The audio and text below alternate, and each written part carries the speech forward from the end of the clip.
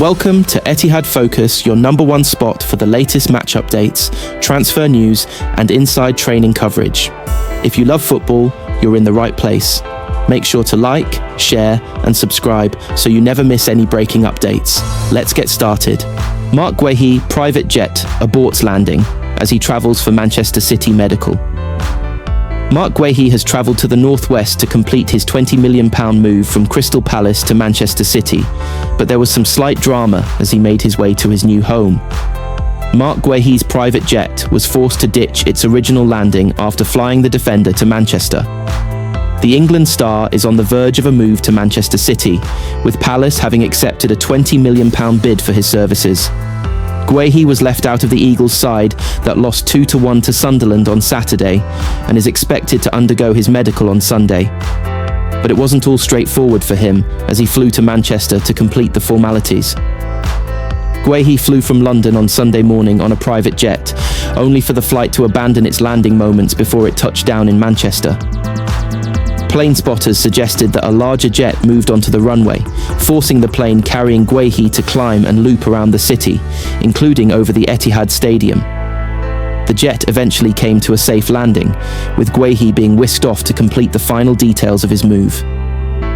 He is expected to sign a 5.5-year deal with City, with Palace forced to sell due to his contract expiring in the summer. Guehi was previously on the verge of a move to Liverpool last year, only for the deal to collapse at the 11th hour. If all goes through as expected, he will become City's second major addition of the window, following the signing of Antoine Semenyo from Bournemouth. His exit comes amid a difficult time for Palace, with boss Oliver Glasner having confirmed he too will leave at the end of the season. The Austrian also tore into club chiefs for the decision to allow Guehi to leave. He said, "We feel like we're being abandoned completely. Selling our captain one day before a game.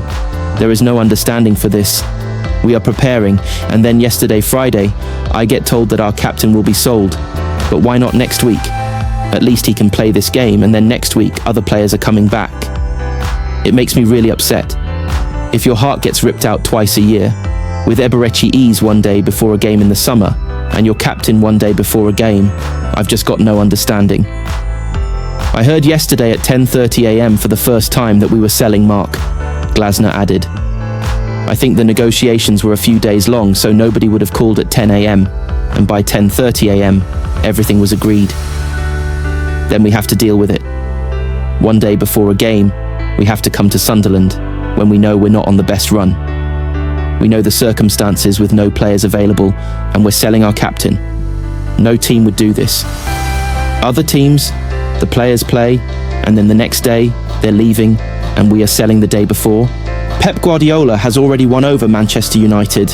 Transfer target's mum, Manchester City boss. Pep Guardiola was clear about his admiration of an English talent, who is also being eyed up by Manchester United. Pep Guardiola has already made his thoughts clear on Manchester United target Alex Scott by paying him the ultimate compliment. The Manchester City manager once described the central midfielder as an unbelievable player. That was after the then 19-year-old played for Bristol City against his side back in early 2023 in an FA Cup game. If that glowing endorsement from one of the greatest managers ever wasn't enough, Jack Grealish also labelled the teenager a top talent at the time. Scott, now 22, has gone from strength to strength since then, becoming a key player at Bournemouth under Andoni Iraola. His impressive displays since his £25 million move to the South Coast have unsurprisingly seen him linked with several top Premier League sides. City have been amongst them, as have neighbours United. Speaking about Guardiola's comments in 2024, the England U21 star revealed how his mother was left particularly delighted by the praise. To hear that from who I regard as one of the best managers of all time, it's a good feeling. "It was amazing," said Scott. "It was a great feeling, and my mum enjoyed it probably even more than me."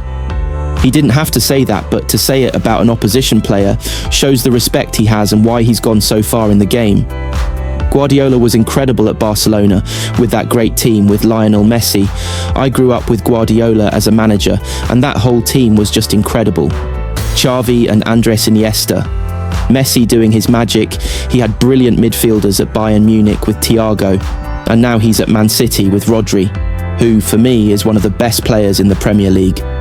Yet, he could end up playing for Guardiola's cross-city rivals, United, who have made signing a midfielder their priority for 2026. The Old Trafford club appear to be biding their time, however, with recently sacked manager Ruben Amorim suggesting there will be no new arrivals of note in January prior to his dismissal. Having appointed Michael Carrick as interim boss until the end of the season, United are expected to instead splash out in the summer on more than one midfield signing. Adam Wharton, Elliot Anderson, João Gomes and Carlos Baleba are all being linked with a move to Old Trafford. Scott must be doing something right if he is being considered amongst such company by United Chiefs, having received his first England senior call-up by Thomas Tuchel in November 2025.